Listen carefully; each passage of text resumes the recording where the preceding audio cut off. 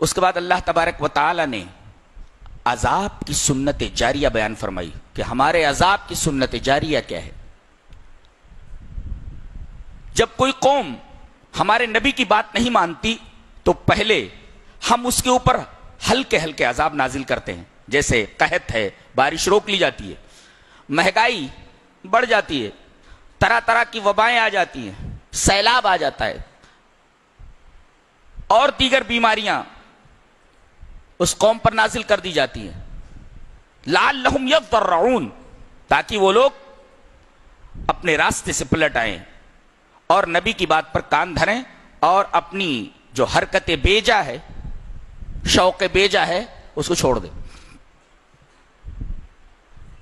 لیکن ان ہلکے ہلکے عذابات کے باوجود جب قوم نہیں سدھرتی تو اللہ تبارک و تعالیٰ ان کو خوشحالی میں مبتلا کر دیتا ہے. ان کی تجارت کے اندر کافی نمو، ان کی کھیتیوں کے اندر بڑھوتری، ان کی تجارت کے اندر کافی چمک دمک پیدا کر دی جاتی ہے اور بہت ہی زیادہ خوشحالی مسلط کر دی جاتی ہے، بلکہ انہیں خوشحالی عطا کر دی جاتی ہے.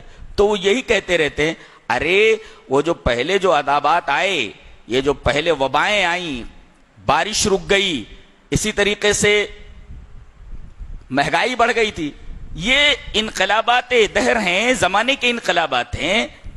کبھی اچھا، کبھی برا، کبھی مہنگائی اور کبھی سستائی، یہ سب چلتی رہتی ہے. یہ تو انقلابات ہیں زمانے کے. اس طریقے سے شیطان ان کے ذہن میں یہ بات ڈال دیتا ہے کہ یہ جو مصیبتیں تمہارے اوپر آئی تھیں یہ انقلابات ہیں زمانے کے، یہ تمہارے کرتوتوں پر کوئی عذاب نہیں بھیجا گیا تھا.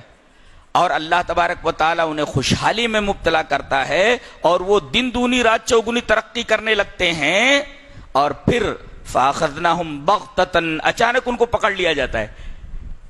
خوشحالی نازل کرنے کے بعد اللہ تبارک و تعالیٰ یہ ارادہ کرتا ہے کہ ان کو ایسے وقت میں پکڑا جائے جب ان کو اللہ کی پکڑ کا ذرہ برابر احساس نہ ہو اور ان کے خواب و خیال میں بھی نہ ہو کہ ہم کو اس صورت میں بھی پکڑا جا سکتا ہے. فَأَخَذْنَاهُمْ بَغْتَةً، اچانک انہیں پکڑ لیا جاتا ہے، پھر انہیں سدھرنے کا موقع نہیں دیا جاتا. یہ اللہ تبارک و تعالیٰ کے عذاب کی سنت جاری ہے. اس کے بعد ایک تلقین کی گئی، کیا؟ وَلَوْ أَنَّ أَهْلَ الْقُرَىٰ آمَنُوا وَاتَّقَوْا لَفَتَحْنَا عَلَيْهِمْ بَرَكَاتٍ مِّنَ السَّمَاءِ وَالْأَرْضِ، اگر یہ بستی والے ایمان اور تقوی اختیار کرتے تو ہم ان کے اوپر زمین سے اور آسمان سے برکتوں کے دروازے کھول دیتے. ایک نکتہ یہ معلوم ہوا کہ آدمی کو برکتیں جو ملتی ہیں وہ اللہ کی طرف سے ملتی ہیں. اصل چیز مال نہیں ہے، اصل چیز مال میں برکت ہے. اور برکت کا میں نے مطلب بتایا تھا کہ ایک تو چیز میں زیادتی اور اس پر دوام. جیسے ہم اللہ کے رسول کے لیے دعا کرتے ہیں نماز میں، اللہم صلی علی محمد وعلی آل محمد کے بعد اللہم بارک علی محمد وعلی آل محمد کما بارکت علی ابراہیم. کیا دعا کرتے ہیں؟ اے اللہ، جو برکتیں تو نے ابراہیم کو اور آل ابراہیم کو عطا فرمائی تھی وہ تمام برکتیں تو محمد اور آل محمد کو دے دے، اور ان برکتوں کو دینے کے بعد ان برکتوں میں دوام عطا فرما. یہ برکتیں برابر ان کے ساتھ رہیں. جب ہم یہ دعا کرتے ہیں اللہ مبارک علی محمد جب پڑھتے تو اس کا یہی مطلب ہوتا ہے کہ اے اللہ، ابراہیم اور آل ابراہیم کے اوپر جو تو نے برکتیں نازل فرمائی تھی وہ تمام کی تمام برکتیں محمد اور آل محمد کو عطا فرما، اور یہ برکتیں دوامی رہیں، ثابت رہیں، ان سے کبھی ختم نہ ہوں.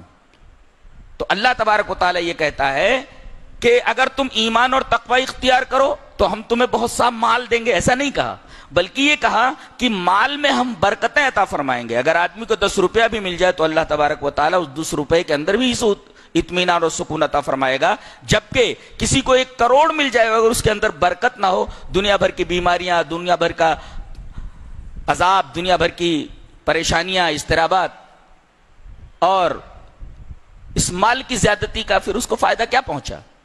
تو اصل چیز مال نہیں ہے، مال کے اندر کثرت نہیں ہے بلکہ مال کے اندر برکت ہے. مال کی کثرت اصل نہیں ہے بلکہ مال کے اندر برکت اصل ہے، اور یہ برکت آسمان سے اترتی ہے.